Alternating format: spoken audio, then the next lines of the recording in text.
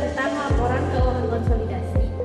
Nama saya Gloriana Tulewas. Nama saya Dina Maulidina. Nama saya Soraya Sukandiani. Yang pertama, saya akan membacakan pengertian laporan keuangan konsolidasi, yaitu gabungan laporan keuangan perusahaan induk dan perusahaan cabangnya yang menunjukkan posisi keuangan dan hasil operasi seolah-olah mereka adalah satu entitas. Tujuan laporan konsolidasi adalah untuk memperlakukan grup perusahaan sebagai satu kesatuan ekonomi, memberikan informasi lengkap kepada pemegang saham dan pemangku kepentingan untuk pengambilan keputusan yang lebih baik.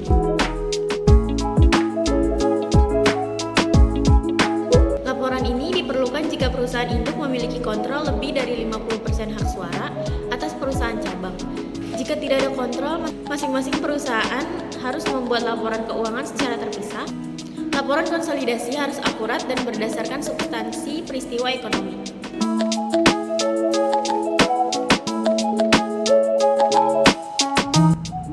PSAK nomor 4 tahun 2017 Part 10. Laporan keuangan tersendiri. Jika entitas induk menyusun laporan keuangan sendiri, sehingga informasi tambahan entitas induk tersebut mencatat investasi pada anak, pengendalian bersama entitas, dan entitas asosiasi pada biaya perolehan sesuai dengan PSAK 55 instrumen keuangan, pengakuan, dan pengukuran, yaitu sebagai FVTPL atau trading atau FVTOC atau sekuritas tersedia untuk penjualan. Lalu ada metode ekuitas.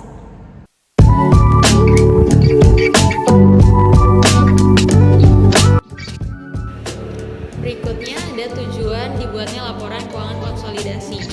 Laporan keuangan konsolidasi disusun dengan tujuan untuk memberikan gambaran yang objektif dan sesuai atas keseluruhan posisi dan aktivitas dari satu perusahaan atau economic entity yang terdiri atas sejumlah perusahaan yang berhubungan istimewa, di mana laporan konsolidasi keuangan diharapkan tidak boleh menyesatkan pihak-pihak yang berkepentingan dan harus didasarkan pada substansi atas peristiwa ekonomi juga.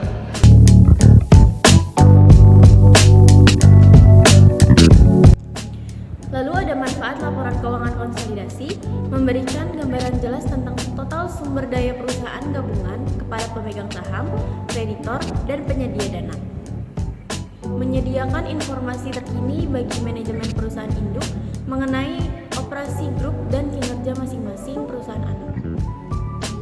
Namun, ada juga dampak negatifnya, yaitu laporan konsolidasi dapat menyembunyikan kinerja buruk perusahaan individu dengan kinerja baik perusahaan lain. Tidak semua saldo laba ditahan dalam konsolidasi tersedia untuk dividen perusahaan induk, begitu juga dengan aset. Rasio keuangan dari laporan konsolidasi tidak mencerminkan kondisi sebenarnya dari entitas yang membentuk konsolidasi. Beberapa akun seperti piutang tidak dapat dibandingkan secara langsung. Dibutuhkan banyak informasi tambahan untuk menyajikan laporan yang wajar.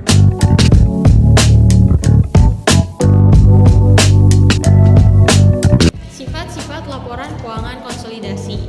Yang pertama, laporan keuangan konsolidasi menunjukkan dampak ekonomi dari penggabungan dua atau lebih perusahaan yang memiliki hubungan kepemilikan dan pengendalian bersama meskipun tanpa peleburan hukum.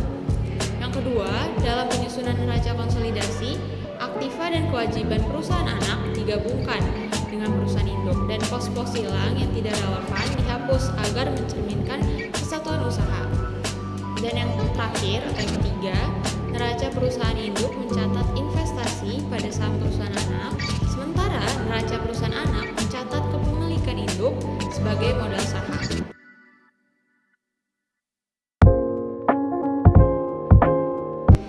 Selanjutnya adalah gambaran umum proses konsolidasi.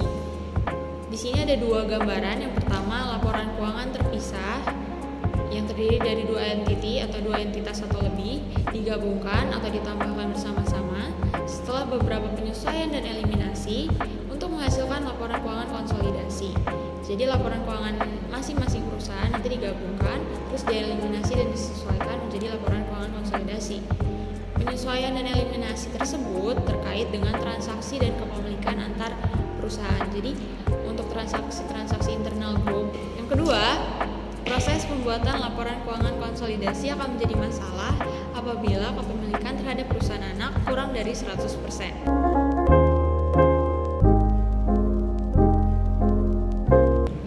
Ruang lingkup laporan keuangan konsolidasi.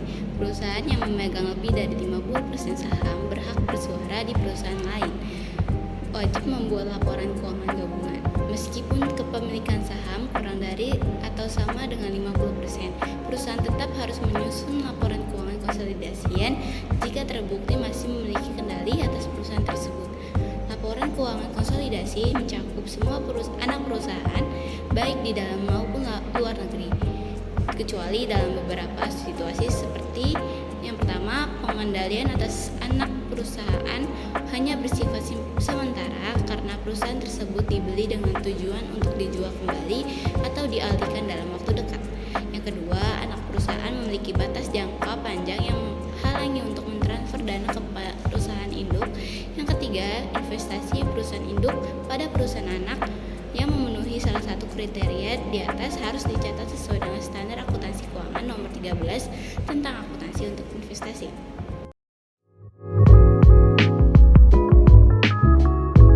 Prosedur konsolidasi. PSAK 65 menjabarkan langkah-langkah dalam menyusun laporan keuangan konsolidasian sebagai berikut. Yang pertama, penggabungan aset, liabilitas, ekuitas, penghasilan, beban, dan arus kas. Yang kedua, menghapus atau mengeliminasi jumlah tercatat dari investasi entitas induk di setiap entitas anak dan bagian entitas induk pada ekuitas setiap entitas anak. Dan yang ketiga, mengeliminasi secara penuh aset dan liabilitas, ekuitas, penghasilan, beban, dan arus kas dalam intra kelompok usaha terkait dengan transaksi antar entitas dalam kelompok usaha. Yang keempat, mengidentifikasi kepentingan non-pengendali dan bagian kepemilikan entitas induk atas aset neto entitas anak yang dikonsolidasikan. Kepentingan non-pengendali atas aset neto terdiri dari yang pertama, jumlah kepentingan non-pengendali tanggal kombinasi awal dihitung sesuai PSAK 22. Yang kedua, bagian kepentingan non-pengendali atas perubahan ekuitas sejak tanggal kombinasi bisnis tersebut.